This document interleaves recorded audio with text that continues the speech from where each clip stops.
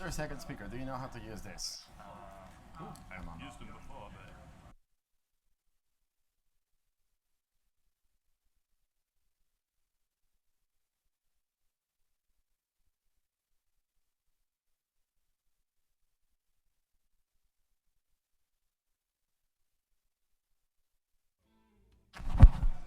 If there's anyone having pizza, it's a good time to join.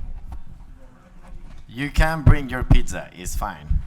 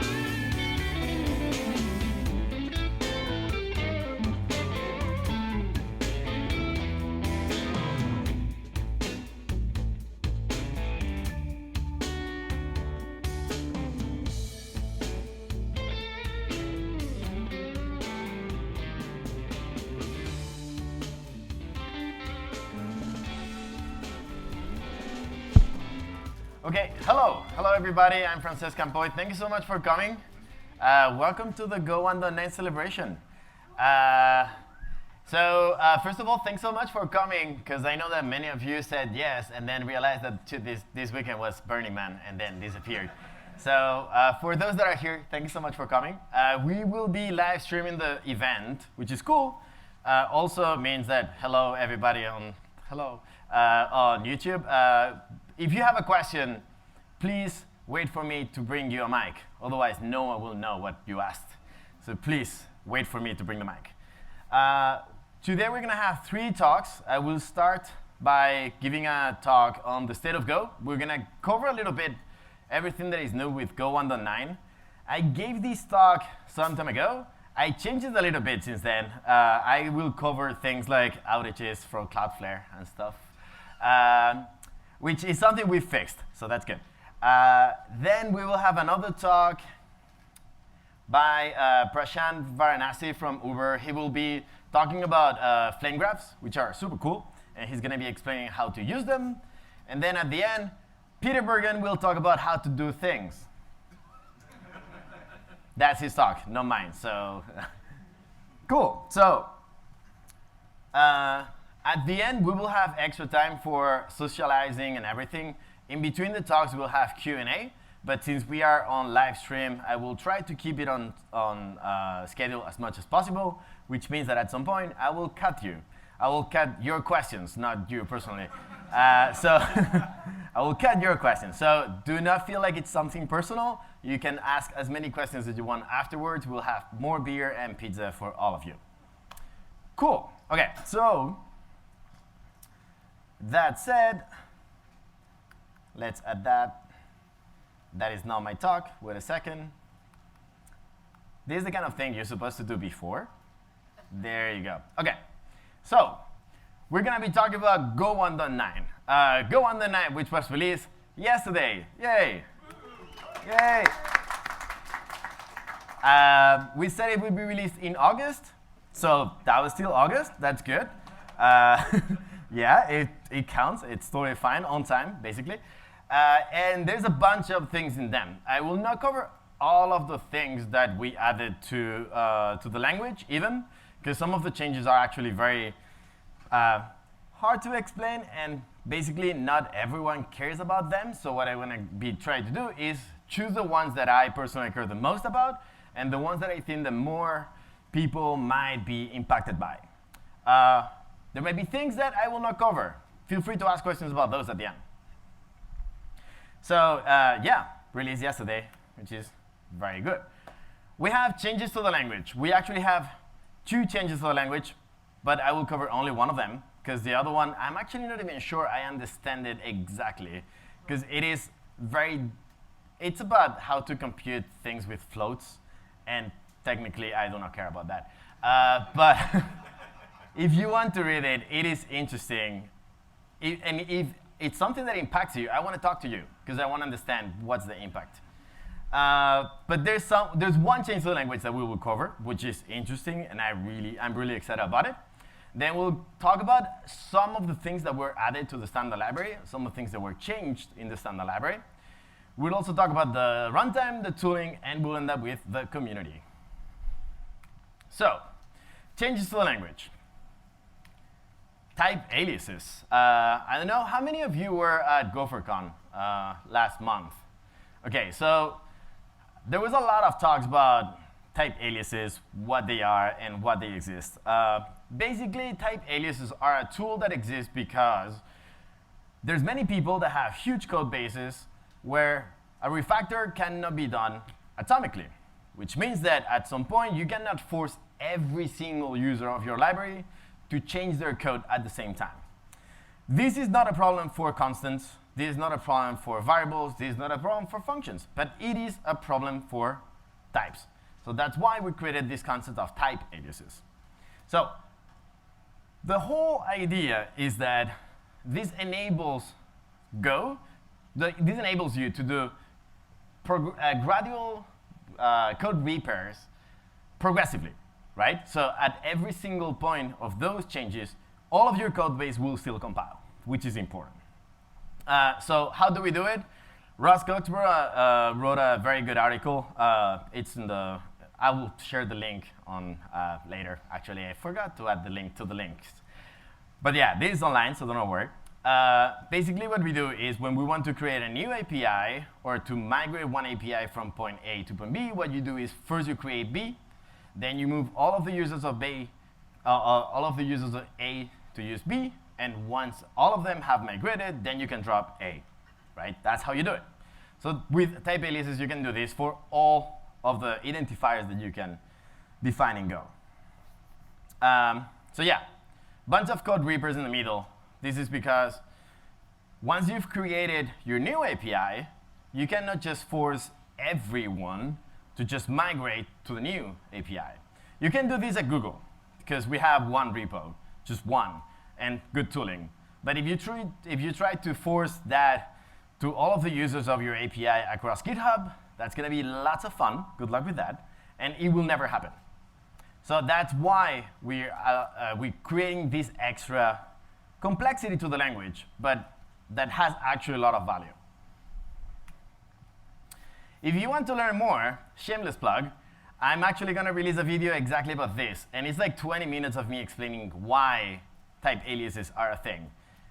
This talk will be 20 minutes, so I do not have time to cover the whole thing. So it will be on Monday. Just check it out. It's just for funk. With a C, like function. Yeah.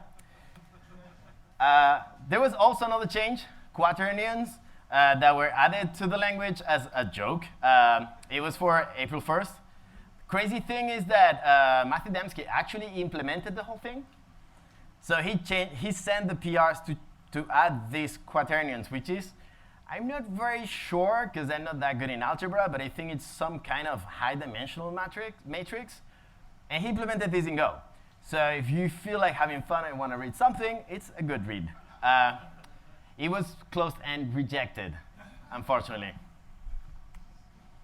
OK, let's talk about now the standard library. The language, we've covered the changes. So what about the standard library? Many of you might have written some code like this, where you call start time.now, and then you do something. And once you're done with that something, you ask how long it's been since then, right? So if you run this, in this case, something expensive is 3 seconds, which is very expensive. So it says 3 seconds in a little bit.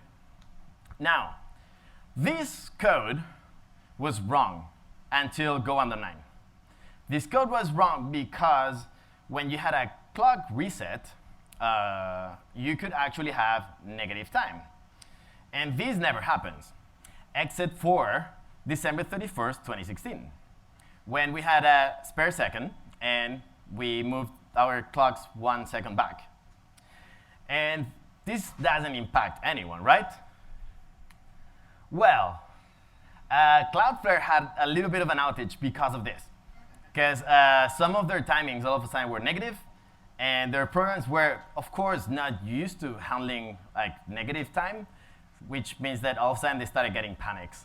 So since then, this has been fixed. So now this code is actually correct. So just keep on using it. And this is actually my favorite change to Go 1.9, because you do not need to know anything about it. There's no new API. Everything that was implemented is completely hidden from you. Everything just works.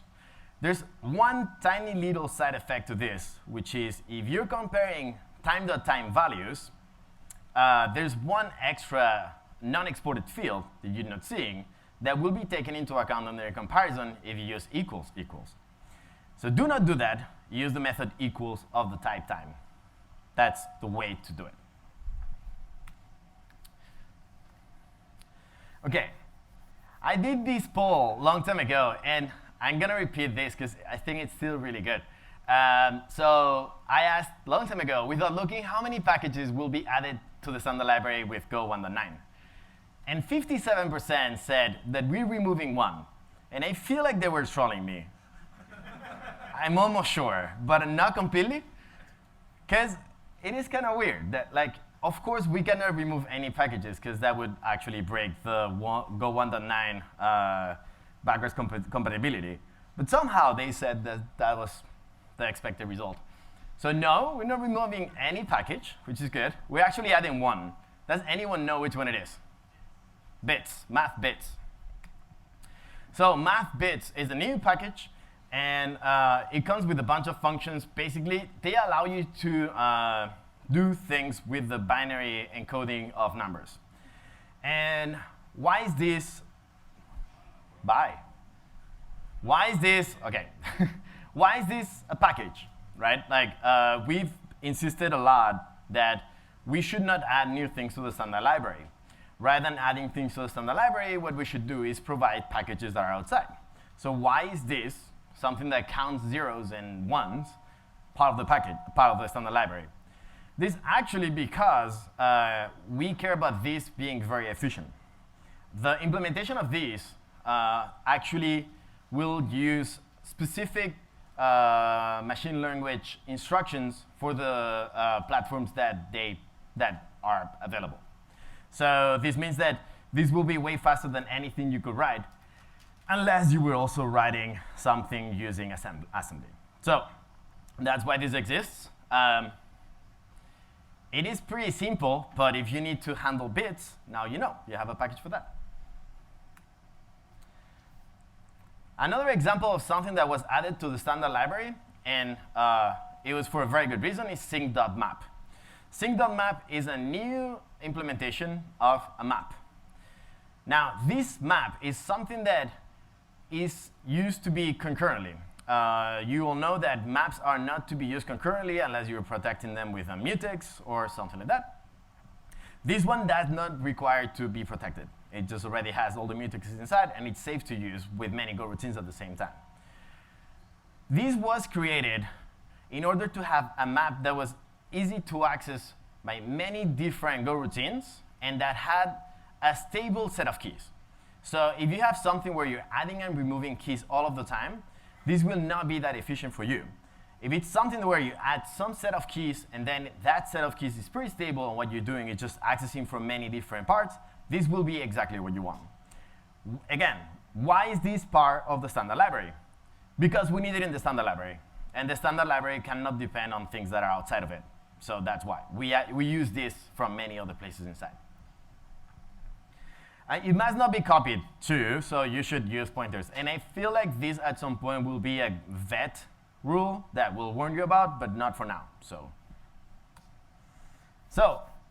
now you can do something like this, where, as you can see, I have 3 different Go routines and just storing a counter. And I'm doing all of this. And every second or so, I print how many, what is the value for every counter. And I do this without using any mutex at all. And if I run it with the race detector enabled, it will still work. It will not crash because this is actually correct code. If you were doing the same thing with a simple map, this would definitely crash.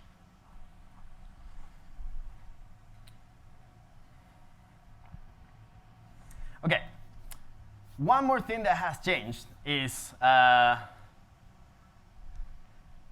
before you were able to write this code, and now it will not work because I'm running Go 1.9 already, so this will not work.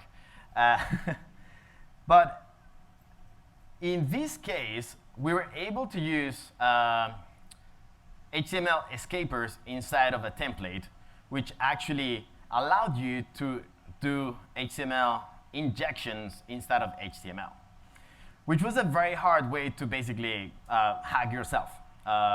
Because, I mean, this code that you're not getting that code from outside. But it was a way to create code that it was actually dangerous. You could do like JavaScript injection inside of your HTML page and stuff like that. Since then, we're actually forbid to use HTML and all of the other escapers inside of templates. So if you have any code that did this, it will panic. And this is because it was not safe anyway. So if you run this now, you will see could not execute this because it found the predefined escaper HTML that it's specifically disallowed. This is new. It might panic.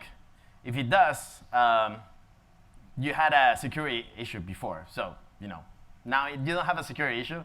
You just have a program that doesn't run. Probably better. OK, this one is something that is super subtle, and that it's also something that I expected. Like, I thought that this was already the case since the beginning. But if you have this program here, and what I'm doing is, OK, I'm checking what is the value that I'm passing, and I'm getting that from the environment. So here I'll check, OK, what is the value for foo in my environment? Print that. So if I do foo equals bar, give me the value of foo, it prints bar. Cool. Basically, echo a little bit fancier. So what happens if I do OS environment plus foo equals new bar, and then I pass also a variable? Which one do I get? The one that I set in that line right before I call the command, or the other one that was from the external environment? Do I get both? Which one do I get? It's actually kind of complicated. I personally would expect to get this one, new bar, because the one that I set the last one. But that was not the case before. You get the first one, which means that there was super weird bugs. So that has been fixed. And now, so yeah, people were like, new bar, that's what I expect. This is my new MacBook, people. This is what it does. So I also did a poll, and I was like, OK, so what do you expect to get? Do you get bar, new bar, or something weird? And people were like, new bar, of course. That was not the case, but it is now. Now it's what people expect, which is good. So yeah, if you run this, you get the expected result. OK, it's way more changes in the standard library, but we don't have time to cover all of them. So we're going to move into the runtime. So is the runtime faster? Yes-ish. It is faster for most of the things, but we don't have official benchmarks, so I did this benchmark on my laptop personally and run it once. So exactly, right? Like, it is supposed to be faster, and I'm sure it's faster, but I'm not sure because of this. I'm sure because of my trust in the Go team more than the trust in this benchmark. But yeah, it is faster than Go 1.8.1. I didn't try it with Go 1.8.3, but you can do it yourself and you'll see it. For the garbage collector, there's some changes. There's the new algorithm for large object allocation, which means that we have a better performance for larger heaps. This, when I come here, and I lost it. Where? No. Oh, I do not like the present tool, just so you know. OK, so I did this some time ago. It was with Go 1.8. I made these slides where we show the performance. So with tweets, because tweets are better. So this was Go 1.5, right? So we went, Go 1.4 was something like 300, I'm going to hope for milliseconds. I cannot read it, but I'm going to hope for milliseconds. 300 milliseconds of garbage collection pause. This was Go 1.4. With Go 1.5, we went down to around 30. So 300 to 30, nice. Then Go 1.5 to Go 1.6, we went to from around 40 to 4.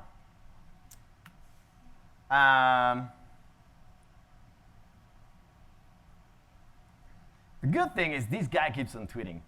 So we can just go to the tweet and see that this was from 1.6 to 1.7.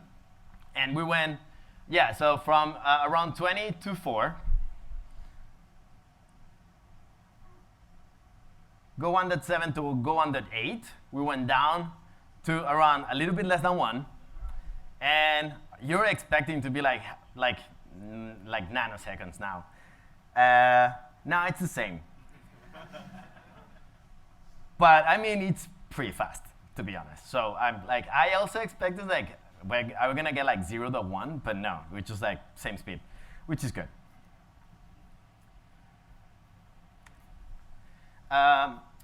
Another thing that we've had a lot of effort on, and it's not visible and nobody cares about yet, is the fact that we're emitting way better information for dwarf. So dwarf is the information that we add into a binary in order to identify all of the things that that binary contains. And this is the thing that tools like the debuggers use in order to understand what your program does. We've been adding more and more and more in order to get GDB to understand Go better. We're still not 100% there, but the idea is that we're going to keep on trying to do better. So not only GDB, but also Delve can do a better job at debugging Go. On top of that, there's many other tools that also use this information. So he'll be talking about flame graphs. Flame graphs are one of these things that also use this kind of information. The tracer also uses this kind of information. There's a lot of different tools that allow us to understand better our programs that depend on this dwarf information. So even though it's something that most people do not see, this is actually one of the biggest things that we've changed during Go 1.9. So it's a pretty important thing. Cool. Let's go to the tooling. So we talk about tooling. We have better errors. And these errors are like not that much of a huge thing for you because you write Go. But for people that are new, this is a big difference. If you write this code, right, and I've seen people writing this code in many languages, not Go, before you got an expected semicolon or newlen before the opening brace. If you show this to a person that has never written Go before, they're like, what? Where? Where's the semicolon, right? It's not very weird, not very clear. Now, it will actually also tell you missing function body for main. We cannot do better than that because syntaxes are complicated. But at least now it shows you that, oh, the function main is completely empty. And by the way, this is weird on the bottom. So we're trying to improve a little bit. I still dream of something like JS hint or JS glint that will actually give you very, very detailed and specific errors for newcomers that will help them understand Go better. But we're still not there. Also, long time ago, we translated Go from the Go compiler from C to Go. And since then, we've been working on making that code base look more like actual Go. One of the good things about Go, as we all know, is concurrency. And we've actually applied concurrency to the compiler. Before, the compiler was able to compile different files concurrently. Now, inside of a single file, it will also compile different functions concurrently. So if you have big files with a lot of functions, you will see a big difference, especially if you have more than one core. If you don't have more than one core, it might be slower. But who does have less than one core nowadays? Less than 8. So these will be faster. I've seen some benchmarks showing those like 20% faster in some of the things. But to be honest, I do not believe those benchmarks either. So I do not put them here. But it should be faster. one more thing, go test. Go test added one more little flag, go test dash test.list. What does this do? It lists the test that it's going to run. And this seems like, OK, why do I care? This is actually very important to be able to write tooling around tests. Otherwise, the only way to know what tests you're going to run is to run them. So yeah. T.run. Oh, yeah, so these will include subtests. Is that a question? Yeah, these will include subtests. So I have not tried them, but like I'm like 99% sure that it will actually include subtests. That's a very good question that we should try. Yes, we'll check it out later. GoDoc also added a way to add links to fields in structs. Until now, you not only in structs, also in interfaces, I'm pretty sure. Until now, if you had like HTTP client has a lot of fields, and you want to point to a specific one, and it says HTTP client. Good luck, find it there. Now you're able to actually point to client transport. So if you click there, it points to transport. Well, until you refresh. What did it do? OK, I'm going to click it again, and you'll be impressed. There you go, transport. So this is pretty good. Before, it was very hard to understand where people were pointing at. Oh, yeah.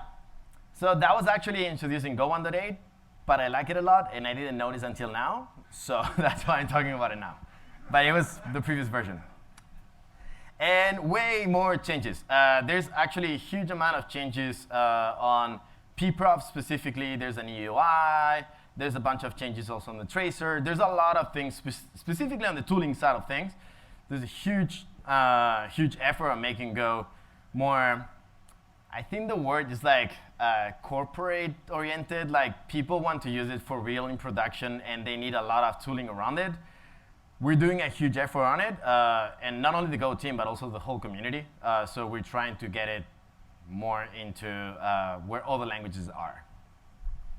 Even though the tracer, I don't know any other language that has something as good as the Go tracer. So, OK, so we're going to finish with the community. We have a lot of meetups. We have the Go meetups page that I maintain. It's running on a engine, which is I do not really maintain it. It just runs. But that 136 was 108 a couple of months ago. So it keeps on growing really fast, which is very nice. We're working on something that we will announce very soon on how to get all of these people, all of these meetups to work together more efficiently. That will be announced soon, so I'm not going to say more about it, but very excited about that. One of my favorite organizations, I had to update this today because it said 18 from a couple months ago. Now it's 24, which is huge because that's like 1/3 of growth in 2 months, which I don't know how they're doing it, but congratulations to Women Who Go. It's amazing. I didn't update the map, so if you're taking pictures of the map, it is not updated. And also, we have a bunch of conferences coming up. There will be DocGo in, so we just finished Golang UK. Anyone that went to Golang UK? No? OK, I didn't go either. There's DocGo will be in Paris in November. I will be there. GopherCon Brazil in November too, 11 days later. And I will also be there. And then GopherCon Denver. The dates were announced already. It will be in August in Denver. It's going to be really hot. And that's all. Thank you very much.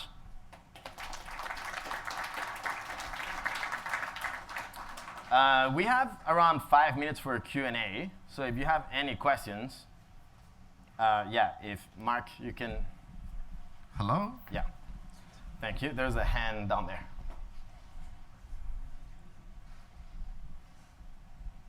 Hey, so we had a discussion. So you do 2 times and you subtract them and you get a duration. If you add it back, what do you get? If you add 2 durations? No, you add a duration to the time that was the first time. Again, do you get the second time back? Because like you had a leap, you're assuming there was a clock change in the time middle, like. So if you're doing the comparison between 2 times, you get a duration. That duration takes into account the monotonic clock whenever available. Right. If you're adding a duration, I do not think that's taken into account. But I mean, you will get another time that will also have that monotonic clock in there. But I'm actually not completely sure. I don't know if anyone has a better idea of how the implementation works. I'd say that it takes it into account, but I'm like 50% sure. Me too. So the duration just gets added Yeah, so and to the real time, so it won't be the same. yeah, so Prashant was saying, it's like that's what I expect too. It's like if you have a time that has monotonic clock, once you add that duration, that monotonic information is still there. So you add like a duration, whatever you got to that. So it should be there, unless there's some weird thing that I do not know about, which is possible. Yes, one question there. I think I know the answer to this already, but I just want to check the sync.map. Yes. That's not type safe, right? Like you can just put Sync whatever map. you want in there. Sync.map, is it type safe? Well, it depends on your definition of type safe. It uses empty interfaces. That's okay, Yes, yeah. it uses empty It is type safe technically, but it uses empty interfaces. Yes. What do you use sync.map for internally that precipitated its inclusion? I'm actually not sure. I heard about this, and actually we could check. Do you know? I think it's for reflect.new. Reflect.new. Okay. Yes, to keep track. You give it a type, and it needs to find the type that is a pointer to that type. All right. I assume also HTTP2, but I'm not completely sure if HTTP2 uses because there's like you need to handle all the different connections and channels and stuff. So I assume that maybe, but I'm not sure. But yeah, grep sync.map around should work. Any other question? Any other question? 3, 2. Is that? Ah, no, he's stretching. Okay. So yeah, thank you very much. And now we're gonna welcome Prashant. He's gonna be talking about flame graphs.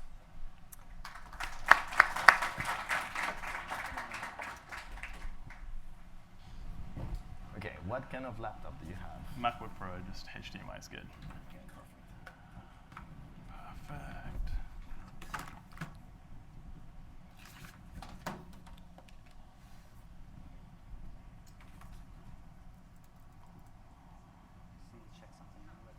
Yeah, sure.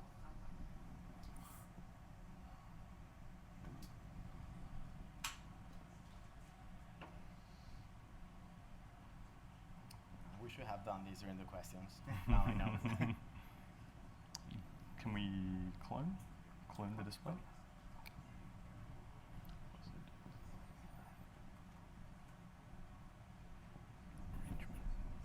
Oh, it's mirrored, but it's not. Ah, you want a mirror? I want it mirrored. Sorry, I Oh, thought it it's wasn't mirrored mirrored. No, I don't. Is it? It was. No, I think it's not mirrored. Yeah. Yeah. Okay. Okay. Cool. Cool. Cool.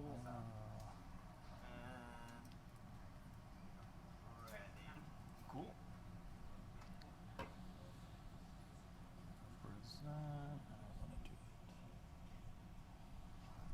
Awesome. All right. Everyone can hear me fine? Cool.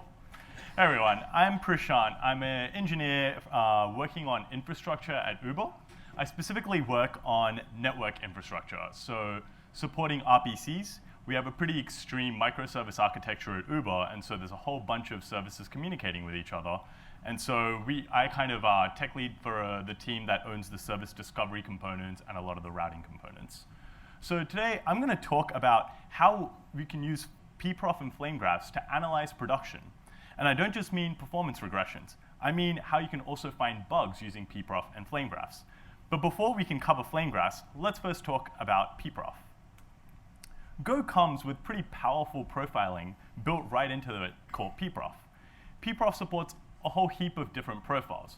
A lot of people are familiar with the CPU profiling, which is basically about 100 times a second. It looks at what's running on the CPU, what the stack trace is for what was running, and records that. That's basically stack sampling. That tells you where your time is being spent. There's also heap profiles, where Go is constantly, well, not constantly, on a fraction of memory allocations, it's recording the stack trace of where that memory was allocated. And pprof lets you view roughly what memory am I currently using. Or you can even look at what memory has been allocated since the startup of this program. You can actually control the rate of allocations as well. I think by default it tries to do at least one allocation per 512 kilobytes or something, but you can control that using runtime.memprofile rate. There's Go routine profiles, which basically tells you every Go routine that's running in your program and the exact stack trace. You can actually even look at arguments that were passed on the stack, or at least the first 5 or 6 arguments passed on the stack in the Go routine profiles, and we'll have a look at that later. There's also tracing, which Francesc kind of mentioned earlier. Traces record a bunch of important runtime events. For example, a garbage collection was started. A garbage collection has entered stop the world. We did a memory allocation, a syscall. All of these are recorded in traces, and you can view a timeline of exactly what happened when. So you can use pprof to profile code during development, whether it's with your unit tests or with any benchmarks you've written in your code. But the biggest advantage to pprof personally is that you can run these profiles against production. So I'm going to do a really quick demo of pprof just to show you how pprof works. So we have some code. Don't worry too much about the exact thing I'm profiling. I want to show you the pprof interface and how you can use it. So I'm going to cover the simple case where you want to profile some benchmark that you have, just a basic benchmark you've written. You run that using go test. I'm going to do read headers. Normally, when you run your benchmark, you just get a number which represents how much time was spent inside of that function. If you want to profile this, just pass an extra flag. CPU profile, prof.cpu. Now Go is profiling that benchmark run, and it's going to create a file called prof.cpu, which has information about what was happening inside during this benchmark run. So if we want to look at the data, we want to analyze this data, we run go tool pprof. You have to pass the binary so Go creates a binary when you run a benchmark with -cpu profile, and that's mostly for symbols. So it's information about at what memory location is what symbol, etc. So we're going to run with that binary, and we're going to pass the profiling data. And now we have the pprof interface. The most basic command is top. So top, you can pass a number like 1, 10, 5, whatever. I tend to do top 10. Top 10 shows you the top functions in terms of CPU usage. But this is just time inside of the function, not any other functions it called. If you want the cumulative time inside of that function or anything else it called, you do top 10 dash cumulative, or dash cum. Now, I'm going to do that again, just so we can see it a little bit clearer. Let's do top 5. So you can see it kind of makes sense if you think about it. I'm running a benchmark. Of course, the cumulative entry point should be my benchmark function, followed by the functions it called. If you want to see what happened inside of benchmark read headers, we can use a command called list. So list benchmark read headers. Now we see the source code annotated with profiling information. So we have 2 columns of information on the left here. This is time spent inside of this function without calling any child functions, whereas this second column represents time spent inside of functions called by this line. In this case, because it's a function call, there's no time spent here. All of the time was spent inside of that function. So let's have a look at what that function was doing. Similar thing again. Most of the time was spent inside of another function. But you can see that some of the time was spent on a different line as well. So you can kind of see, get some idea of where time is being spent within that function. Let's have a look at the underlying function again. Now we see some more useful information here. We see, this might be a little bit surprising, but most of the time in this function was actually spent creating the map. And then we're reading a couple of strings and setting some things in the map. Turns out the most expensive part was creating the map, though. One thing you might notice is I mentioned that the left column was for time spent within this function, whereas the right column is for things that were called. However, if you look at some of these, headers k equals v, I'm not actually calling a function. Why is Go telling us that it was spent inside of some function call? We can dig down into what your source code compiles into using another command called disasm, which basically brings up the disassembly or go disassembly, which is a little bit higher level than most underlying architecture assemblers. So we can do disasm. It also takes a regex for the function to match, so we're going to pass the same function in. And we see a whole bunch of information now about the actual assembly. And one thing you'll notice is that when I set a map key to some specific value, underneath the hood, Go is actually calling a function, which is why we saw the profile data in that way. So don't be too afraid of using disasm. It shows you what the runtime's doing under the hood, and it's actually surprisingly easy to read. Now, I mentioned that you can do other types of profiles. So we did a CPU profile. Let's try a memory profile. Almost as easy. Just type in mem profile instead of CPU profile, create a separate file. Now you can use go_to_a_pprof the same way. So let's create go_to_a_pprof with the mem. One thing about memory is there's two different measures. There's a measure of what is still being held on. What hasn't the garbage collector cleared? What references are we still holding on to? Which is really useful in production, because you want to see, why is my process using 500 megs of RAM? What types am I holding on to in memory? But when you're doing things like benchmarks, typically you don't care about what are you holding on. You want to see how many allocations am I doing per iteration of the benchmark loop. So you can tell Go, I want the allocation. And you have two choices here as well. You can ask for space, so alloc_space. And it shows you information in terms of megabytes, bytes, etc. Or you can pass alloc_objects, which tells you the number of objects you're allocating. Maybe you have one huge object and 100 little objects. Those 100 little objects are going to cost you. It turns out allocations are expensive, whereas one large allocation doesn't actually cost that much. Whereas if you look at the space allocation profile, you won't notice these smaller allocations. They'll kind of blend into the noise. So you can tell Go, I care about the object count. So let's do that. And now it's telling us the number of allocations that happened. So let's look at that read headers function that I showed again. Now it's telling us exactly where we're doing our allocations. Of course, allocating a map, making a map allocates. Reading strings is allocating just because this is converting some byte slices to strings. And of course, it looks like setting it is sometimes allocating as well. You notice that we're not allocating as much when we set as when we allocated the map originally or the amount of strings we're reading. Why is that? Well, first of all, we are profiling a fraction of allocations. So for example, these two, they're likely to be exactly the same in production, but the numbers look a little off because we're profiling some percentage of them, and it just happened to be that the profile rate happened to catch more of the keys than the values. So even though those should have been the same, they look a little different. That usually shows by a factor of like 3 to 4x at most, whereas this is a huge difference, right? Why is this so different? It's because most of the time when I'm setting these keys in my map, I've already given it a hint. I've given it a hint for how big my map is going to be. It doesn't need to resize my map, but whether you need a resize or not really depends on what buckets your keys and values happen to fall into. So because of that, you need to, whenever you need to resize, you end up creating an extra allocation. So this is the kind of information that's really useful to see from a heap profile. Now, I mentioned that you can also profile a running binary. So how do we do that? Well, first, I'm going to show you what you need to do to a binary to make it profile, so you can profile it during runtime. It's really, really simple. Just add this blank import for net HTTP pprof. And I'm right now just listening and serving on the default serve mux. By blank importing this net HTTP pprof package, you are registering the pprof handlers on the default serve mux. So if you're using the default serve mux, that's all you need to do.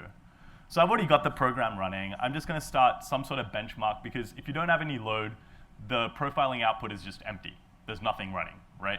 So let's create some artificial load. And now we want to see, what does our pprof page look like? We can just go to debug/pprof. This is the default path where NetHTTP pprof puts the endpoints. You see a bunch of different useful information, like Go routines. You can just click Go routine, and it's telling us that we have 21 Go routines that have this stack trace. And the stack trace is basically for every connection, TCP connection, the HTTP library is reading from that TCP connection. So we roughly have 21 TCP connections going into this process right now. There's also heap, which is a little hard for us to read without using go to a pprof. So how could we use go to a pprof to look at this data? It's pretty simple. Go to a pprof, and you just pass the URL. And now all of a sudden, we are profiling our production service and getting a heap profile for what's going on. Turns out there's not much that is being referenced by this program, so it could be that my benchmark has ended. Let me just start that again. But we can also say, I care about allocated objects, because there should be a lot of allocated objects. And there we go. There's a whole bunch of different objects. And you'll notice that I'm looking at a view that isn't the command line interface we were looking at earlier. I used a command called web to create that where pprof generates an SVG, and it tells you kind of the hot part. So you can see like, oh, you're allocating a bunch of different objects from this function here. And it shows you kind of the path taken before you allocated the object. Now, let's go back to our slides for a little bit. So we kind of saw the visualizations of pprof data. Frances mentioned 1.9 came with some improvements to pprof. You can see before 1.9, this is what our data looked like. Just monochrome, pretty hard to follow actually. There was some differences in the sizes of boxes, but it was hard to see what exactly was going on. 1.9 adds color, which makes it a lot easier to see what are the hot parts, where am I allocating a ton of objects. But even with all of this colored output, there's a lot of data here. Especially with a more complex program, you're going to have hundreds or thousands of functions allocating, and it can be hard to process all of this data. And that's where flame graphs come in. So flame graphs are a visualization of profiling data that Brendan Gregg, who now works at Netflix, I think still, kind of came up with in around, I think it was around 2011. So flame graphs are a much easier and faster way to comprehend this profiling data. Instead of digging through this really complex graph with a large number of nodes, you can see at a quick glance, where is my time being spent? So let me open this flame graph and make it a little bigger so we can kind of see what's going on. So very quickly, I can see, hey, my reads and my writes, you can tell what proportion of the total time they're taking up immediately, right? You didn't have to follow the graph. You didn't have to read percentages. You can just visually see, oh, it turns out writes are a little bit slower than reads, right? Now, in this flame graph, y-axis shows the stack depth. So this is the leaf function call, and this was the stack trace leading up to that function call. The x-axis, on the x-axis, the position actually doesn't mean anything, which is a huge point of confusion for a lot of users because they think the x-axis represents time. That is not the case with flame graphs. The x-axis is just alphabetically ordered. There's nothing special about it. What is important, though, is the width. So the fact that this box is not as wide as this box tells us something. The width represents how long that function spent on the CPU. So this box is wider, which means that it spent more time on the CPU, right? This doesn't just mean that a function ran for a really long time. It could mean that the function ran for a really long time, but it could mean that you're calling that function a lot of times, and so it happens to be on your CPU a lot of the time. Now, one of the other big advantages of flame graphs is that you can zoom in.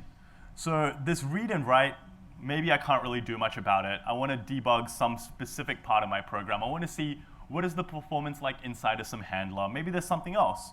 I can click in and zoom in. So now that read-write noise is kind of just moved away. I don't need to worry about the garbage collector. And I can focus on inside of my handler what's happening. And similarly, can keep zooming in until you find the information you're looking for. So that's kind of flame graph in a nutshell. The other question I get is, what do these colors mean?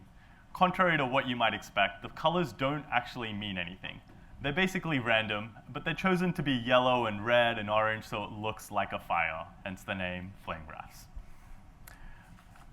So let's generate, oh, I didn't mean to close that. Let's generate a flame graph for the same data we were profiling earlier. So let's start our same benchmark. How do we generate a flame graph? Well, this was the argument, this was the command line we used to open a pprof session. almost exactly the same. Just replace go to a pprof with go-torch. That's it. Nothing else you have to do. It creates a SVG. You can open that SVG, and there you go. We've created a profile for our HTTP server that was running, and now you can very quickly see, oh, I don't really care about this read request. This is stuff in the HTTP library. I can't really optimize what the HTTP library is doing to read a request. I care about my handler. Let's zoom into my handler. Within my handler, I can see very clearly there's 3 big things I'm doing: regex, encoding JSON, and converting time to a string. So if I was to optimize, I would pick the widest bar, regex. Looks like there's a compile here. We're not using compiled regexes. Let's pre-compile our regexes rather than compiling them on every single request, right? It's very easy to kind of see what's going on with flame graphs and zoom in very quickly. So flame graphs can be really useful to analyze any performance issues you're having, whether it's CPU, whether it's memory. But there's other things you can do with flame graphs. They're actually really useful to debug other issues in production. So I'll go through a few examples where I've used flame graphs and pprof to debug things like memory leaks, go-routine spikes, and even deadlocks. So one thing we do in production at Uber is we've enabled the pprof endpoints by default in our RPC frameworks. So almost every service has pprof by default. This is because there's no overhead to registering these handlers. You only pay a cost when you hit the profiling endpoint. Until you hit it, it's free. So why not register them? Because then when you have an issue, you know where to go looking for more data. To make it easier for developers, we also have some tooling so you can basically we SSH into production, port forward some things, so that you can run pprof, go-torch, whatever it is, on your local laptop. Because that's what all the tools kind of assume. When you run web, it assumes, oh, I'm just going to open a browser on your local machine. So to make it easier, we just forward all of these ports to the developer laptops using a little tool. So let's talk about some of the issues that we've kind of seen in production. Recently, a service owner, before I kind of cover memory leaks, I want to first mention that memory leaks can happen even in a garbage collected language. People are sometimes surprised when I say memory leak in Go. They're like, wait, but you don't have to free your memory. That's what the garbage collector does. How can you have a memory leak in Go? The memory leaks still happen in garbage collected languages because you can hold on to a reference for longer than you intend to. You may have a list or a slice somewhere that's global, that's keeping track of every request you received. Because you're holding on to that reference, now you have a memory leak. Over time, you're using more and more memory, and your server's going to slow down. So recently, a service owner reached out asking for help in debugging a Go memory leak. Easiest thing I typically do when people ask me to debug a memory leak is take a heap snapshot before you restart the service. So while you still have the memory leak, restart it. Now we have a fresh instance, throw a few requests at it to warm it up. Compare the different heap snapshots to see what are we leaking, right? What is normal? What is supposed to be there because you cached it? What are some objects that you always create on startup? And what is actually the memory leak? Easiest way is just to compare the difference between pre-restart and post-restart. So I did that in this case. We took the snapshots and we looked at the web view. Now, it's possible to figure out what the memory leak is using these two graphs. The problem is there's a lot of data here, and it's going to take a little while. You have to put some effort into reading, oh, what are the numbers? What are the kind of expensive things? What can I ignore? So you can throw that information instead into a flame graph using go-torch. And this is what it looked like. So sorry, let me make it larger so everyone can see. So this is the same comparison, exactly the same profile, except with a flame graph. You can see very clearly that there's something going on down here, right? That is not here in the other graph. And it turns out that was actually the issue. What exactly does that say? It says runtime.systemstack. You're probably thinking, what is a runtime.systemstack and how did this end up in my profile? So after a little bit of digging, and I saw references to defer proc in the code, and then I looked through the runtime, turns out this happens when you defer some work and there's not enough stack space, it uses the system stack, or there's something about how it uses the system stacks when you do a defer. So I knew I was looking for something related to defers. Next step, I used the pprof /debug/pprof/go routines page, and I could see every go routine running in this service. and the go routine has a stack trace that has the exact file and line information about where it's running. Using that, I was able to quickly find what go routines are running, trace them to the code, and I saw some code that looked a little like this. Now, it's probably kind of obvious to some people, but basically someone tried to use a defer here, basically to recover from panics, because this is a long-running service and they didn't want one little bug to crash the service. They used a defer, but they used it in a for loop. Defers don't run at the end of for loops. They run at the end of a function. This function is not expected to end during the lifetime of a service. So what ends up happening?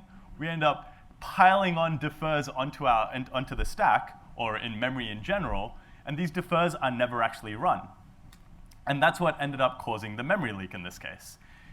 The surprising thing about this was that even after a few days of running, the service was still only consuming about 300 or 400 megabytes. So it wasn't a huge amount. It was a very slow memory leak that would have been hard to kind of find out. But thanks to the pprof pages and the flame graphs, it was surprisingly easy.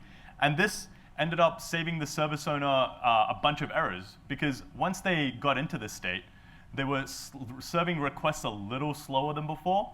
They're a service which has a very low timeout, so now all of a sudden 1% of their requests were failing. All it took was moving the defer one line out. No more issues. No more restarts just to fix a memory leak. So another kind of issue I've dealt with is go routine leaks. We typically report a bunch of runtime metrics from our processes in production so that we can trace, this deploy is doing something odd or memory spiked. So we report a whole bunch of Go-specific information, such as what is the heap usage according to Go. We get that from the runtime.read memstats. We also report the number of Go routines. And in one case, we saw a huge spike in the number of Go routines. So again, using a flame graph, we're very quickly able to see what these Go routines were doing. We could look at this and say, oh, these are actually related to reading and writing. So you can kind of see read here, and this one's actually for writing, but those are expected because every TCP connection, we need one Go routine to read and one Go routine to write. So we knew these were kind of expected.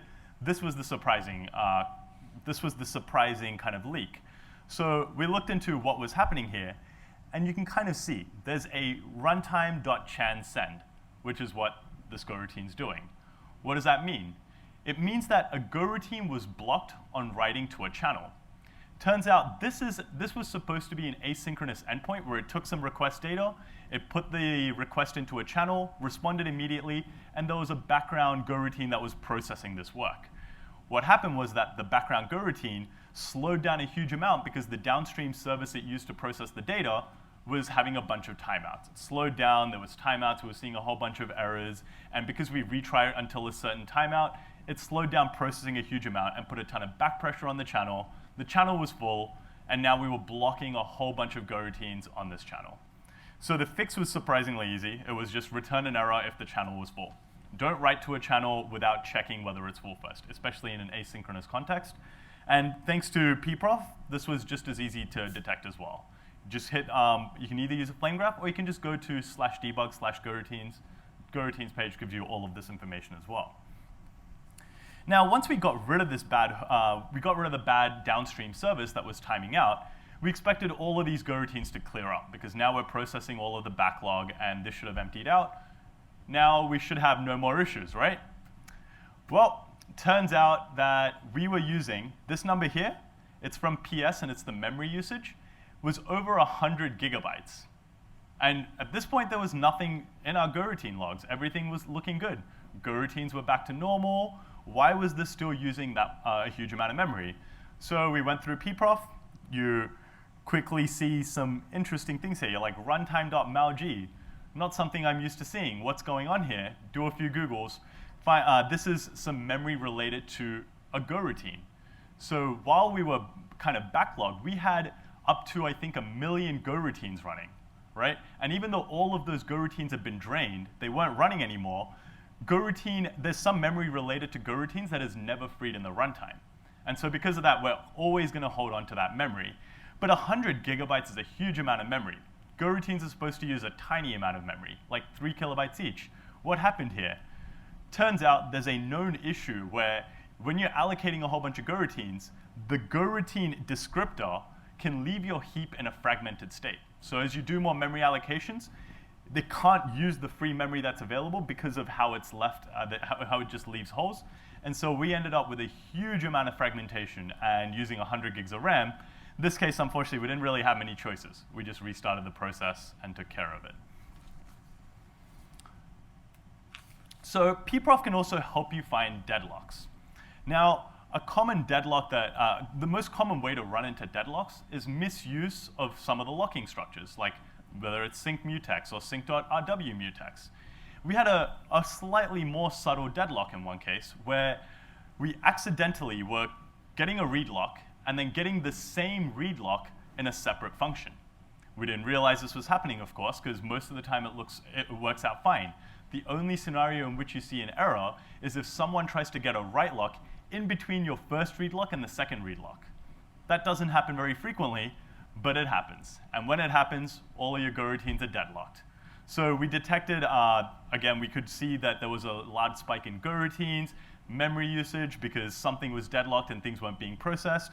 So now I use the coroutines, except you'll notice there's debug equals 2. What is this debug equals 2? Well, when you look at the coroutines page, there's actually 2 different versions of it. One does a whole bunch of aggregation for you.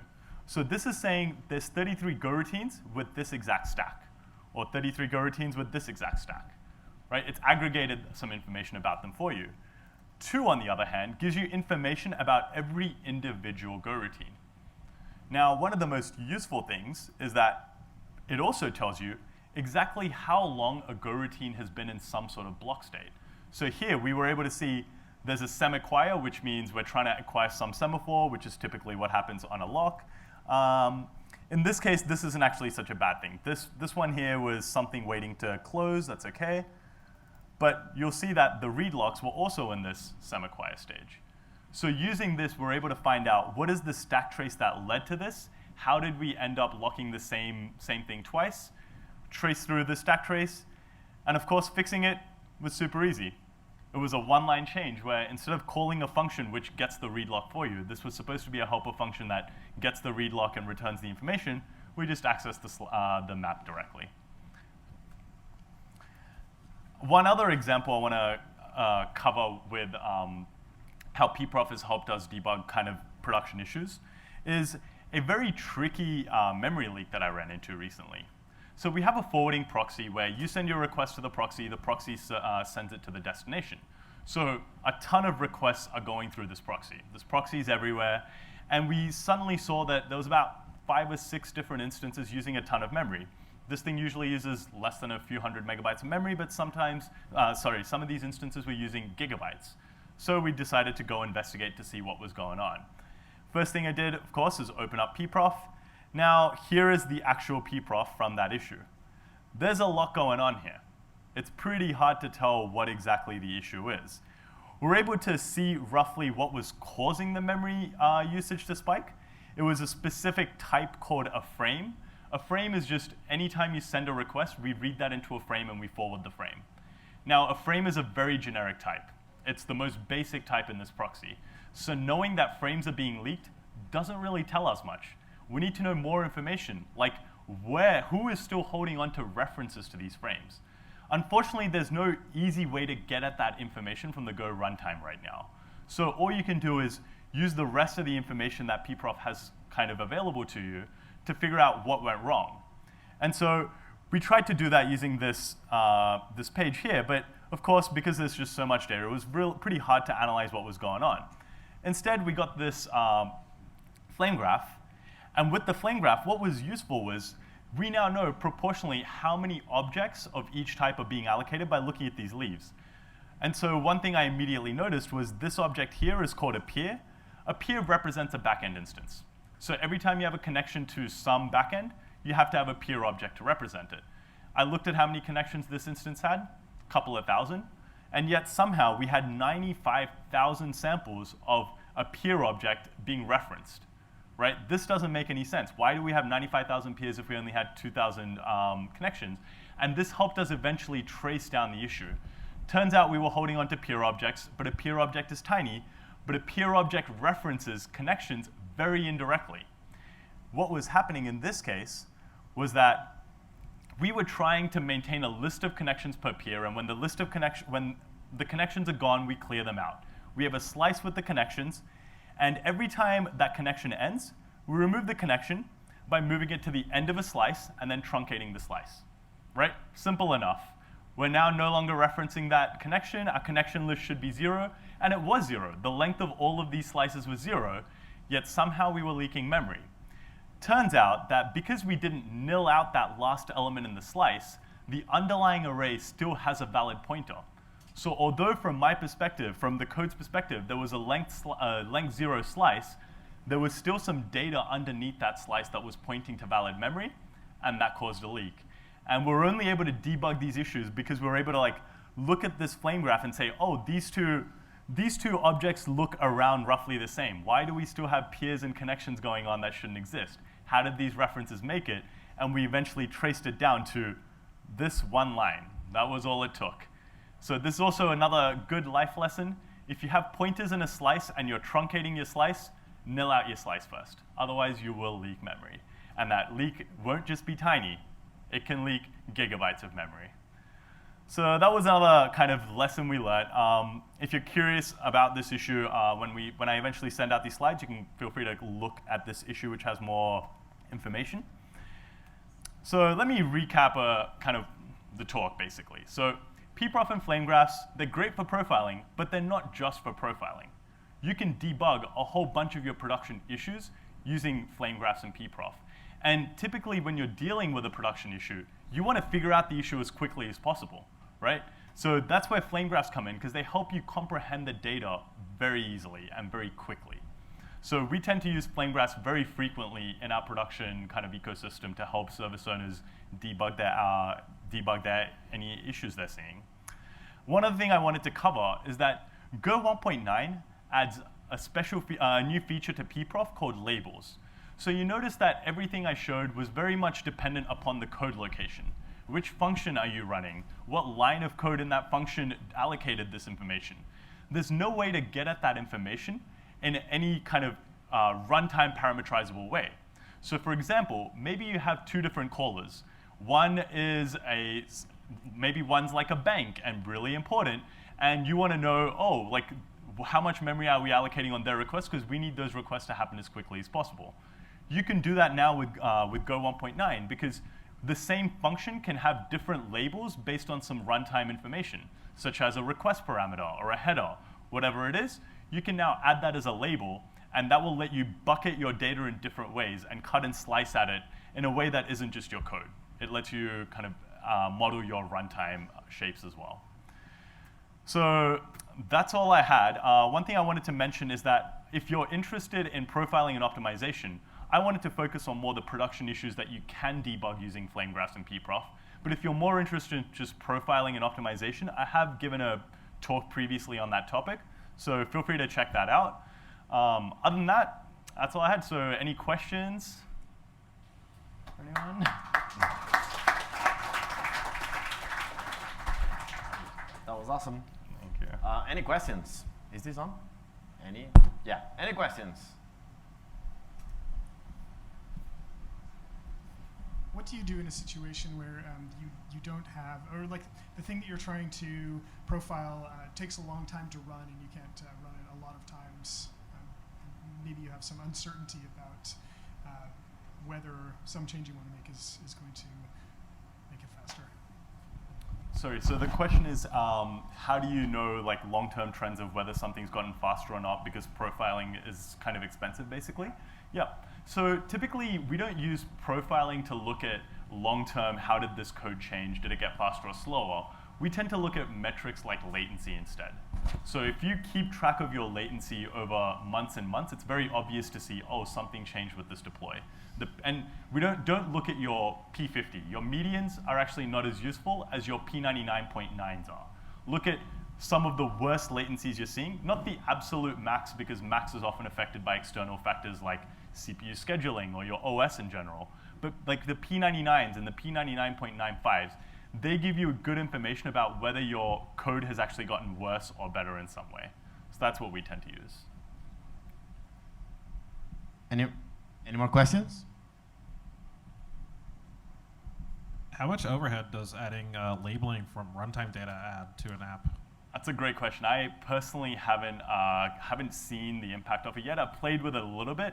It's actually still a little bit beta. I don't think that the labels are shown in the pprof UI yet. So it still hasn't been useful enough for me to kind of add it to production services and get the benefit out of it. It's more of a do this now because when we eventually have tooling to show you these labels, it'll be useful. But looking at the code, it doesn't seem like a huge overhead. It seems to just associate some label set with your Go routine descriptor. So it doesn't seem particularly bad. Jana Dogan wrote a blog post on exactly that topic, so you might want to check it out. Any more questions? Are you sure? OK, so thank you very much. Thank you.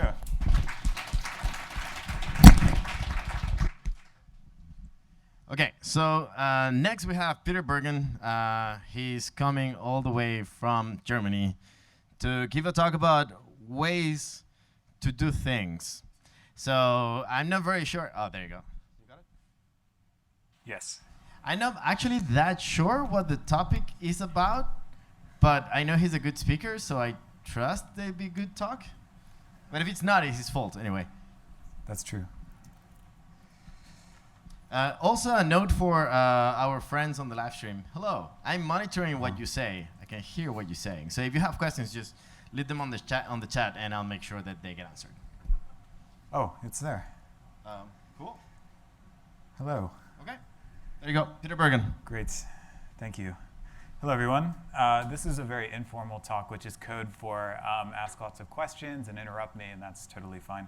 It's also kind of like an experience report. I write a lot of Go, and these are some things that I have found that are useful, maybe. We'll see. I'm Peter. It doesn't matter who I am, really. OK, here's the outline. I'm going to talk about actors, basically, which is, for me, like a quite general concept, and basically 2 ways of structuring them internally. Then like different ways to run them in the calling context, and then taking even a further step back, ways to orchestrate components in a program. So let's start with actors. Whenever I write programs, they all tend to take the same form. And maybe this is something about the sort of work that I do or the sort of programs that I write. But they all seem to be organized in the same way. I'll have a bunch of components that are largely independent but have like dependencies to each other. And I want to run them kind of like on their own, but be able to have failures in one maybe be reflected in others. So to make this more concrete, let's say I have a program that, a server that's running, and it needs some storage component. And this storage component is going to be backed by disk or by memory or something. It doesn't really matter. So I set that up. And then I have some kind of state machine, some kind of business logic that executes on top of it and uses the storage component for persistence. OK, so far we're pretty general. So there's some dependency there between the state machine and the storage component. Maybe that's expressed as an interface or something. It doesn't really matter. Then in order to interact with the state machine, of course, you need some kind of like API and maybe some kind of, so that your consumers are going to like ping you through, and maybe some kind of cron task that's running all the time that is doing some sort of cleanup or doing things on a regular schedule. This happens quite frequently for me. And then, like with all these components, you also want something that's going to respond to external events to be able to tear everything down. And for me, that's usually just some kind of Control-C handler, right? Or maybe there's some other way that you can wire in a shutdown signal, maybe through an admin endpoint or something. And that's going to need to, in the ideal world, talk to all these things and be able to kill them, right? So this is the framework of the talk, I guess. Most of my programs look something like this. Maybe yours do too. If they don't, I guess you can kind of space out. That's cool. So let's zoom in for a second on one of these things. I picked the state machine because it's maybe the most interesting. How do we actually build components like state machines? What does the structure of that thing look like? Well, for me, a lot of the time, it's a struct. And the struct is going to close over or capture some kind of state. In this example, I have a state. It's just a string. It could be anything. You could imagine there would be I probably should have put this in there, but like a reference to the storage layer or something, or a whole bunch of other bits of state. Whenever you have a component that has state, there's lots of ways to model it. The most naive way is probably with a mutex or something, right? So you could have a mutex here, and then every public API method would lock the mutex, do the mutations, and release it. one thing you find quickly is that this is great for certain classes of problems, not so great for others. What's the Go proverb? Use channels to orchestrate and mutexes to share access to data or something like this. So a lot of times you want to orchestrate. You want to have a way to establish some kind of serialization point without using the low-level primitive of a mutex. So the actor model that I see all the time, and that I bet almost all of you have probably seen, is where you have a struct with some channels embedded into it, and each of the channels represents some kind of thing you want to be able to do with that struct. So in our state machine here example, we have a foo and a bar chan, which are both chans of foo requests and bar requests respectively. This is a bad example. You might think of these as being like a set and a get, or like a transition and an inspect, or something like this. So those are our channels. In order for this to work, we typically have a method on the struct called a loop or run forever, or something like this, which is this very typical for selects thing, the structure that you see all the time. And in the for selects, you're going to have a case statement for each of the channels that you can receive requests on, as well as for this quit channel. It's just a way of tearing it down. And so then our public API is going to have a bunch of methods. Foo, for example, let's say that it doesn't take any input and it returns an integer. And so the way you would interact with this thing is you would create some kind of channel to receive the response out of the structure. You would pass that along as part of the foo request, and then that request would go into the loop method, which is running in its own Go routine, say, acting as a serialization point for the actor, doing all the work, and then returning the response out. So I see this all the time. I'm sure you've seen it in other programs as well. What's nice about this is that it gives you like synchronization for free, in a sense. You can write your code, your handle foo function here, in a completely straight line, imperative way, and you don't have to worry about fine-grained locking, which is really nice, right? You have a single Go routine that's managing all that for you. So I see this a lot, and it's fine. It's kind of fine. But it gets tricky when you have a lot of public API methods that maybe compete for cognitive load, or maybe the stuff you're doing in there is quite complex. So I stumbled across this other pattern in the company I was at previously, which I thought was super elegant, and I'm using it more and more, so I just want to like share it with you. I don't know if it's advanced, but it's like interesting at least. Rather than having a set of channels, one per public API method, what you can do is have a single channel internally, call action chan or something like this. And importantly, it's a channel of just like empty functions. So the functions are going to be executed in this way rather than selecting on every single type of request you can receive. You're just going to select on the action chan. You're going to pull a function out of it, and then you're just going to run the function. And you don't care in the loop method what you're doing in there. You're just running it, and you're basically restricting the loop method to be only the thing which is acting as a serialization point, only mechanics, no business logic, really. Yes? Is it implied here that the function closes over the state, or are you supposed to? The question is it implied that the function closes over the state? And yes, we'll get to that in 0 seconds. So this changes what the public API methods do. So here, in the previous example, foo was like just creating this request object, which you had to like define and like fill with fields and then ship it off and then get a response back. Here, instead, what you do is in your foo method directly, you interact, you pass this function closure, and you define the function closure in the foo method. And then you pass it directly, and you access the members of your struct as if you had isolated access to it, as if you had synchronized access to it, which you do. Because by passing it as a function closure, it's getting executed in the context of this other Go routine. And so I like this a lot, like maybe too much, maybe I haven't found the limits of it, but it's like super nice because not only are you, there's so many benefits, not only are you making the loop method do exclusively mechanical work, like synchronization work, and have no concept of business logic, you're also moving all the business logic into the function that's called for the thing that you're doing, right? Because previously it was like separated. You were in this function, you were just creating the struct, the request struct, and then you were having some other handle foo function that you would have to call in order to do stuff. So I like this a lot. And you can imagine when your input-output gets like much more sophisticated, then you can keep all of that business logic in this function as well.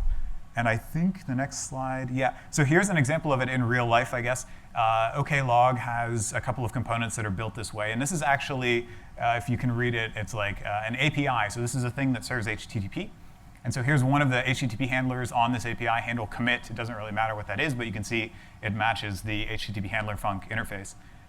And so what it does at the beginning is it sets up all of these channels which represent all the possible output things that can come out of this commit call. Then it passes this anonymous function, and it has access not only to the reader and writer from the HTTP request and response writer, but also all the member fields which are synchronized. And so I can do all my work in here. I can mix and match from these two sources of truth, do my mutations. It's all fine. Whenever I need to signal back to the caller and tell my client that I want to have some change or return some result, then in the case where I don't need to actually convey any information, I just need to convey a signal, then I can close the respective channel. In some cases, I need to send an error. In some cases, I need to send an integer. But it's really nice. It's pretty straightforward. And then here on the right, you see how I determine what to actually respond to. It's just a big select block. So that's cool. I like this a lot. So yeah, there it comes. Should have made that animation a little bit faster. So the two models of actors. One is having a bunch of channels. It's kind of intuitive. It has a clean separation of concerns, very explicit. But the logic, the business logic, is separate from the actual methods, the public API methods. There's more types and fields you have to define, so it's a little bit more verbose in that way. And it ends up mixing mechanics, like the mechanics of synchronization, with the business logic, which is maybe not so great. So if you have relatively few API methods and your pattern in and out of the actor is request response, and maybe it's okay. And I still use it all the time when these things are true, but kind of for easy cases. On the other hand, if I have more complex cases, I really like this other one. It's maybe not totally obvious when you see it for the first time. You're like, oh, I haven't seen that. But you get to co-locate your method and your logic. You have fewer types and fields you have to define. You keep your mechanics and your business logic totally separate. So I find when your situation is more complex, this is a lot nicer. Maybe. Your mileage may vary. OK, actor stuff. Number 2, running stuff. So we have a state machine, and I didn't show you the constructor. But this is probably what it looks like in that initial version, or sorry, in the action chan version. We construct the state machine. We give it some initial states. We have to populate the channels that are inside of it, allocate them, I mean. And then probably we have something like this, where we're going in the constructor a loop method, which is going to act as a synchronization point. And then we return the object. So this go routine is kind of hidden. By constructing the object, you're automatically launching this go routine that's kind of running. And I see this all the time, too. I think this is what a lot of people default to. So here's our loop method. And the way we shut this down is by selecting on this quit chan. So whenever anybody sends a signal, in reality it's going to be a close, I think, yeah. Whenever anybody closes a quit chan, we're going to see that signal in the loop method, and then we're going to return. So here's what a public API stop method might look like. We would just close the quit chan. This is the most obvious way, the most obvious way of doing this maybe. But there's problems here, right? Because first of all, this isn't reentrant. I can only do this once. So when I construct the state machine and then I stop it, what do I do? If I wanted to start it up again, I couldn't. There's some other tricky stuff to this. So maybe there's the other tricky thing is I can call stop, and it'll close the quit chain, but then it'll just return immediately. And so I don't really know if the go routine is actually stopped or not. I've signaled that it should stop, and it probably will. But if some other other case statement in the select block is deadlocked or running for a really long time, then the fact that the stop method has returned hasn't really told me anything. So we can kind of improve this a little bit. If instead of just having a chan of structs as just a signal, we can turn it into a chan of structs, then this allows us to, instead of just closing it to signal stop, it allows us to send a channel along it and then select on the channel in the stop method. And then in the loop method, when we receive that channel, we can close that channel as sort of a back signal, right? And what that tells us is that I have entered the case statement. I have seen that you've asked me to quit, and I'm closing the little request you sent me. I'm telling you that I'm about to quit. So this is an improvement, I think.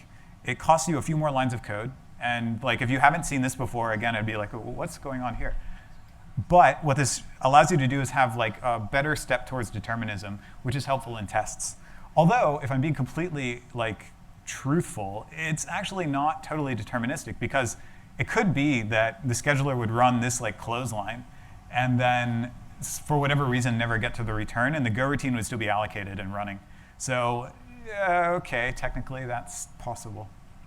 So this like hidden Go routine model I see all the time, and I think it's okay, especially in this form. But I think in a lot of cases there's an even better way, and that is to not do any of this work at all, right? To just have the state machine be this idle, plain old blob of data when it's returned from the constructor, and then to require the caller to run some kind of run method themselves.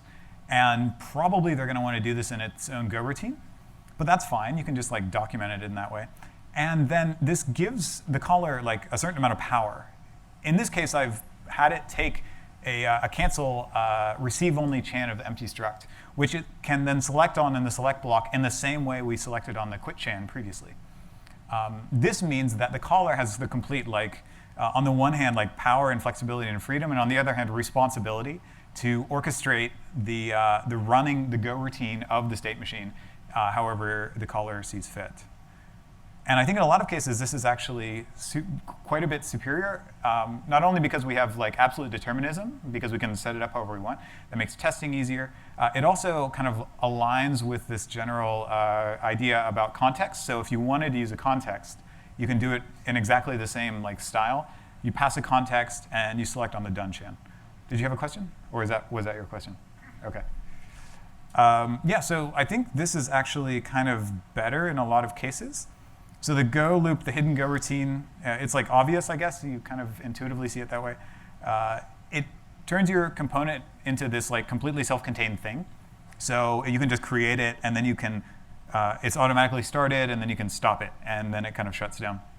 And so in that way, it encapsulates some kind of its own life cycle. But it's tricky to get determinism in that model, and it's tricky to make that reentrant. So even in that second form, I couldn't call stop twice, really. There's a ways around it, but it's like a lot more code, and it's tricky to copy and paste all over the place.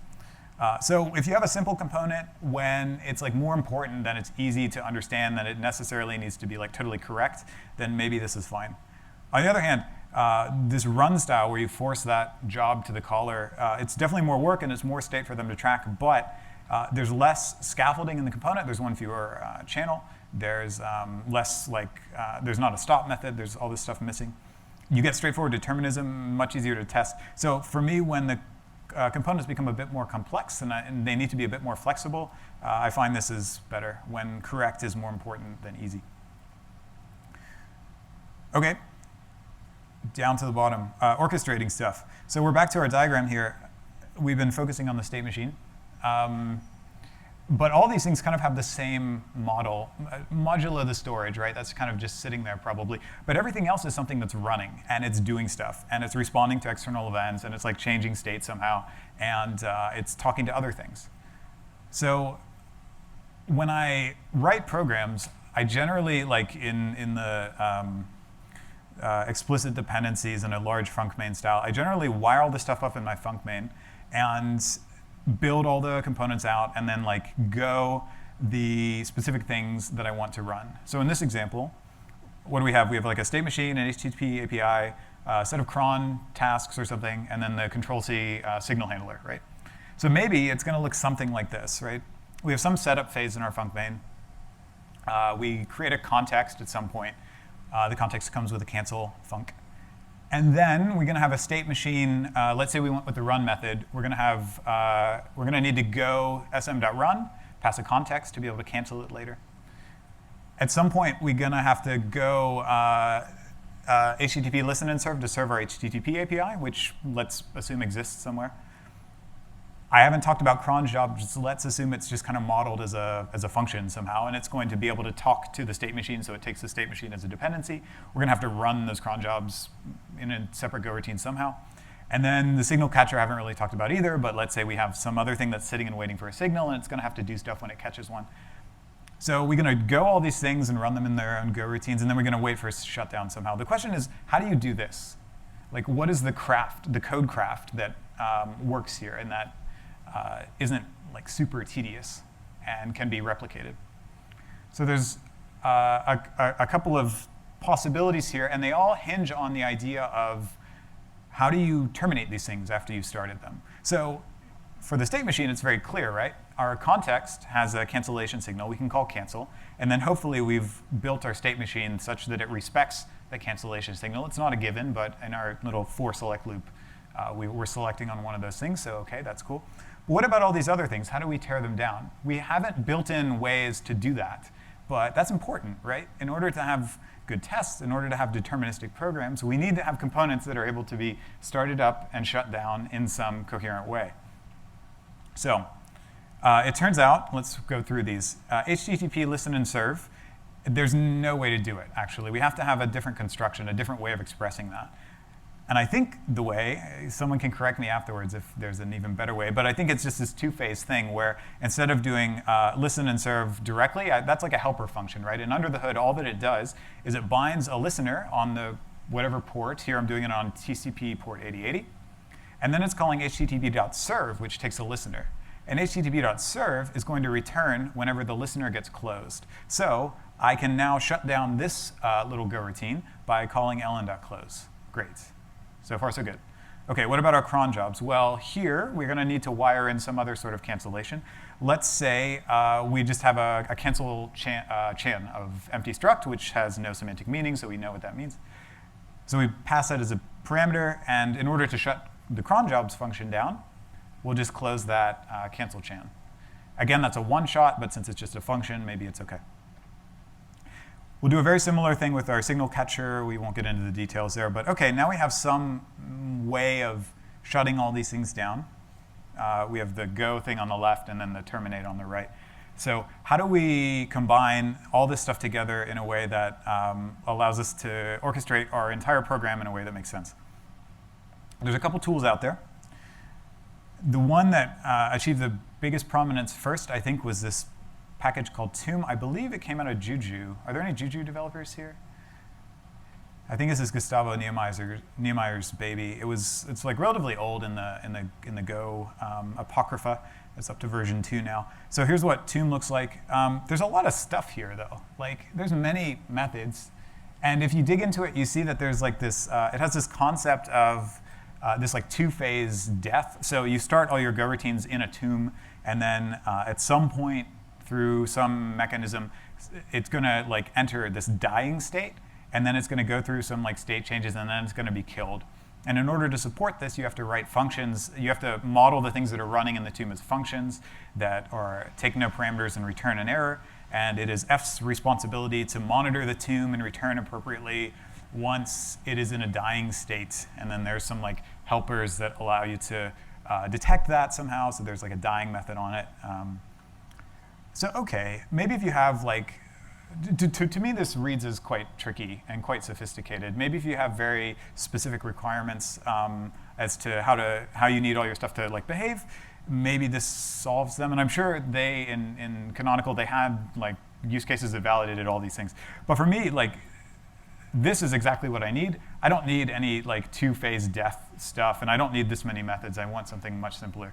OK, so let's put that to the side and do a bit more research, and we find that there's actually something called AirGroup, which is relatively new. And it's in this Golang org X repo, which lends it some credibility somehow. I don't know if that's really true. So this is a much better API. It's much fewer methods. That's great. It's a similar thing, though. Like Go, in order to add actors or things into the AirGroup, you model them as functions that return an error. And what's not obvious here is like, how do you get these functions to return? How do I pass my listener close or my cancel or whatever? And it turns out that the only way to do this is to use, when you create the AirGroup, you have to pass a context. And then it's expected, I think, and maybe someone can correct me if this isn't true, but I think all the functions in the AirGroup are expected to like respond to that context cancellation. Is that accurate? Yeah, so like that's great if all your stuff deals with context, but for example, our HTTP listener doesn't have that ability, right? It's just like a net listener. There's no, as far as I'm aware, no like listen with context, and then it will like kill itself whenever the context gets canceled. Maybe that's coming. But there's actually like a large class of things that aren't context aware and that you still want to be able to control in this way, I think. So it's just pointing that out. So like I I rubbed my chin like I'm doing right now about this for a little while. And then I realized, this probably isn't as hard as we're making it. So I came up with this other thing, which I think is even nicer. It's only 2 methods, which is 33% fewer methods than even the smaller API, which I think is a good thing. And in the same way that the run style of actor kind of cedes a lot more responsibility to the caller, this also cedes a bit more responsibility to the caller. It has basically, and you interact with it this way. You add actors to it, not as single functions that return errors, but as pairs, right? And so the first function is an anonymous function that runs your thing, and you call that the execute func. And then the second function is an anonymous function that, when it gets run, has the effect of terminating the first function. So you kind of break apart these 2 responsibilities, and you can implement whatever you want in those 2 functions. And then it's exactly the same. Instead of wait, I call the thing run. So here's how it kind of is implemented. I can fit the whole thing on 1 page, actually. A group is just a collection of what I call actors. The 0 value is useful. An actor is just this pair of functions. That's it. When you add something, you just append the 2 functions to the set of actors. OK, very simple so far. Oh, sorry, it's 2 slides. My mistake. So here's what the run method does. It does a little sanity check. And then for every actor, it just goes that actor execute func in its own go routine. And then it's going to send the error value on this channel, which it's pre-allocated to however many actors you have as a capacity. OK? Then it waits for the first error to come. So it waits for the first thing to die or to be killed or whatever. Once it receives that error, then it walks through all the other actors, in fact, walks through all of the actors, and executes the interrupt func, and expects that that's going to kill all of the execute funcs. And then it waits for all the remaining funcs to die, and then you're done. So this is it. The whole package is like 60 lines of code. But it enables this really nice thing in your func main. So here's how you use it, right? You create this group, 0 value is useful, and then for each thing you want to run, I like this little construction where you like put these little brackets here and you just have this nice lexical scoping, because it means I can use ctx and cancel repeatedly for every individual thing. I don't have to give them like special names or anything. It's like kind of no point to that, but that's fine. So I have this little thing, and here is where my state machine is going to run. So I have this. The state machine takes a context. That's how I've written it. So I create the context here. In my initial function, I just run with the context, and in my interrupt function, I just run cancel. OK? Here's how I do my server. And this wasn't really possible in either of the other 2, in air group or tomb, as far as I'm aware, not without some like heavy scaffolding. But here, all you do is you bind the listener. In your execute function, you run the serve, and in your interrupt function, you just close the listener. No problem. These 2 things are the same. The cron jobs and the signal handler both take a cancel chan. So I just create the cancel chan. In the execute function, I run the thing, and then in the interrupt function, I just close the cancel chan. It's exactly the same here. And then at the end, it's just g.run, and then this thing is going to return an error of the first thing that dies. And if everything goes well, the way this is going to be killed is when somebody hits Control-C. And when somebody hits Control-C, the signal handler is going to return with, I don't know, some error that I created. And then it's going to trigger the shutdown of everything else. And in this way, it can control the lifecycle of all the other components. And when any of the other components die, we assume that our program can't run with like in a degraded state with like the storage or the state machine dead. Everything else kind of falls apart. And you see exactly why things fell apart if you want it. So here's my 3 ways of doing orchestration. Tomb, air group, and group is how it's called. Tomb's OK if you have complex lifecycles, but it also has a complex API, I think. Doesn't really work with the listeners. Air group is a small API, which is great, but it only works with context as far as I'm aware. We're moving to a context-oriented world, but we're not all the way there yet, and some things will never get there probably, so maybe that's not so great. Group, it's a little bit esoteric API. I like it a lot because I wrote it, and that's fine, and maybe you can take a look, that's fine too. But it works with net listener style stuff, and I think that's like a great value. So like if there is a moral here, oh, yep, here comes this guy. There he is. Perfect, great. Great. Maybe the moral here is like give more control to the caller. In these examples, we've seen a couple examples of that. But also, you see this in other parts of like the Go philosophy as well. When you're designing an API, what do they always say? Design the API to be synchronous. And if your caller wants it to be asynchronous, they can very easily do it. They can orchestrate it with channels and Go routines if they choose. In the same way, I think maybe we can make the same proclamations about orchestration of components and about actors and about running things. Maybe claim less responsibility in your components, cede more responsibility to the calling context, and you'll have a better time of things, maybe. I don't know, could be. That's it, thanks y'all.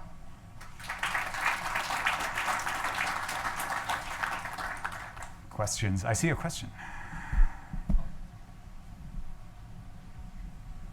I was just noticing that the layout there, when you showed that architecture graph, it looks a bit like MVC, and I was just wondering if, like, how you decide when to use MVC versus this, or if you just always use this for your. You're saying MVC? Yeah. I've never done web programming, so I have no concept of MVC. So if that's true, then I take your word for it, but yeah. Any other questions? There was a question from the live stream asking, why not just use context and context cancellation for every single one of those functions? If you have the freedom to write the function as you choose, then you can definitely do that. But sometimes a context is like more than you care about. Like context comes with values. Maybe you don't want to have to like consider that that's part of the API surface. And for some stuff, you can't do that, right? In a net listener, in an HTTP server, you can't wire in a context, at least at the moment, to the listener. So you have to have some other way, some arbitrary way, I think, to be able to start things up and shut things down. Hey, so I have a little insight into why you don't do close on the particular HTTP server. So if you want a clean shutdown, aka you never drop a request, right? Yeah. That's why you have the tomb two-phase, like dying. Like if there were any requests in flight, you close them out, but you have 1 million connections open because they're all on keep alive, but 99.9% are idle, so you close those all immediately, but you still have to wait for the in-flight request. So like, I think that is a common pattern, right? So like the two-phase shutdown is a common pattern. So like, how would you handle that? And that's where the listener comes in. I would like to make 2 observations in response to that question. Number 1, we now have this graceful shutdown thing, which I didn't include in these slides due to oversight. But that would be probably the canonical way of doing that these days. Number 2, my group style still enables this two-phase shutdown in the sense that when you get the interrupt signal for your HTTP listener, you can optionally put information in there, put a close over state in there that allows you to wait for, like, block until all the connections are drained, like send a signal somehow to the API saying, accept no more new connections, wait for connections to close, and then give me a signal back when that's done. You can put all that code in the interrupt closure, and that works totally fine too, I think. Yeah. Any other questions? Cool. Well, round of applause. Cool. Thank you so much. Thank you. I'm going to say this, which is super selfish, but thank you to all the speakers, including me. And yeah, give a talk. So thank you all for coming. All of these talks will be, so they were live streamed. They will be published on YouTube sometime soon. And also, we'll make sure to have links to the slides. There was a lot of people asking for those. I do not have all of the slides, Prashant, but I will have them soon. So yeah, there you go. So we'll publish them on YouTube and also on the Meetups page. And with that, we have around 20 more minutes to socialize. And after that, security will just kick you out. So thank you.